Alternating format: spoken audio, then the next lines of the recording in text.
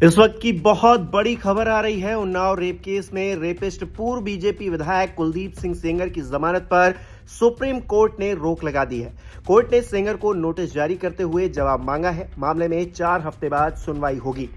जमानत के खिलाफ सीबीआई ने सुप्रीम कोर्ट में 3 दिन पहले याचिका लगाई थी। सोमवार को chief justice Suryakant, justice JK. Maheshwari और जस्टिस ऑगस्टीन जॉर्ज मसीह की बेंच में सुनवाई हुई।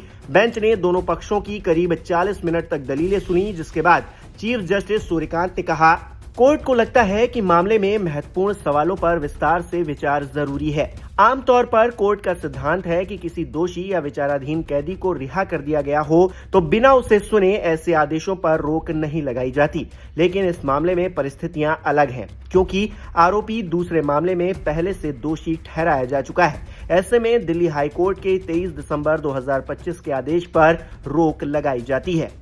वहीं सुप्रीम कोर्ट के आदेश के बाद पीड़ित पक्ष के वकील हेमंत कुमार मौर्य ने कहा, सुप्रीम कोर्ट ने निचली अदालतों को एक सख्त आदेश जारी किया है कि आरोपी को किसी भी हालत में जेल से रिहा नहीं किया जाएगा।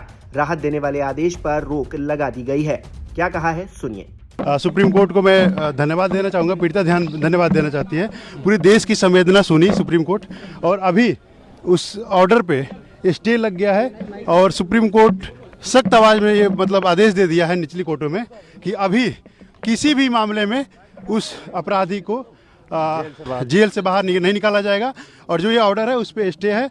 अपोजिशन को उसमें काउंटर एफिडेविट फाइल करने का टाइम मिला है, और तब तक के लिए उसको किसी भी मामले में छोड़ा नहीं जाएगा, बाहर नहीं निकाला जाएगा। ये सुप्रीम कोर्ट का आदेश है और स्टे है हाईकोर्ट का ऑर्डर। वहीं सुप्रीम कोर्ट के आदेश के बाद महिला कार्यकर्ता योगिता भयाना ने कहा कि सत्यमेव जयते, हमें इस आदेश की उम्मीद थी। मुझे खुशी है, मैं सत्यमेव जयते ही बोलना चाहूँगी, और मैं चाहती हूँ कि हमारे देश की जिस जनता का सहयोग रहा इस बिटिया के साथ, आप लोगों का तो सबसे ज़्यादा सहयोग रहा, मीडिया बंधुओं का तो सबसे ज़्यादा सहयोग रहा, और डे 1 से आप लोग सपोर्ट कर रहे हैं इस पीड़िता को, उसकी वजह से। और स्पेशली सुप्रीम कोर्ट ने भी बहुत सेंसिटिविटी से इसको डील किया है। हमें इस चीज़ को अप्रिशिएट करना चाहिए। हाईकोर्ट का ऑर्डर बहुत गलत था और सुप्रीम कोर्ट ने इस बात को समझा, और ना कि समझा, एक कदम आगे बढ़कर बहुत सारे पॉइंट्स उन्होंने बताए हैं जो कि आपसे शेयर कर लिए जाएंगे। और मुझे लगता है ये सिर्फ इस पीड़िता की जीत नहीं है, उस हर पीड़िता की जीत है, और उस महिला की जीत है, उस बेटी की जीत है जो अपने न्याय की लड़ाई को छोड़ देती है, या वो सोचती है कि हमें न्याय मिलेगा ही नहीं तो हम रिपोर्ट ही नहीं करते। तो अब रिपोर्टिंग होएगी, और हमारी बेटियों में जो आश्वासन आएगा कि हाँ, हमें अगर हमारे साथ कुछ गलत होता है तो हमें इसको बताना है। वहीं इस मामले को लेकर कांग्रेस नेता मुमताज पटेल ने भी अपनी प्रतिक्रिया दी है। उन्होंने कहा कि इस आदेश से उम्मीद की किरण दिखी है। हम चाहते हैं कि बच्ची को न्याय मिले। अब लगता है कि हम उस दिशा में आगे बढ़ रहे हैं। हर बलात्कारी को फांसी की सजा मिलनी चाहिए।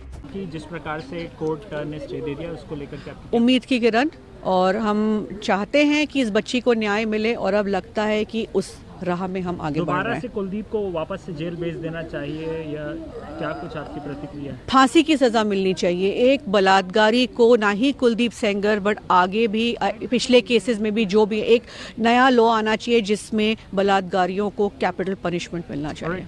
दोस्तों, आपको बता दें कि कुलदीप सिंह सेंगर के मामले में पीड़ित पक्ष लगातार प्रदर्शन कर रहा था। सुनवाई से पहले भी पीड़ित के समर्थन में प्रदर्शन कर रही महिलाएं कांग्रेस कार्यकर्ताओं की पुलिस से झड़प हो गई थी।